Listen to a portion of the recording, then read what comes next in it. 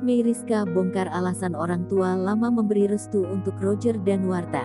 Cut Meyriska mengungkap kedua orang tuanya masih ragu memberi restu saat lamaran berlangsung. Bahkan ayahnya menanyakan pada Cut kemantapan nikah dengan Roger.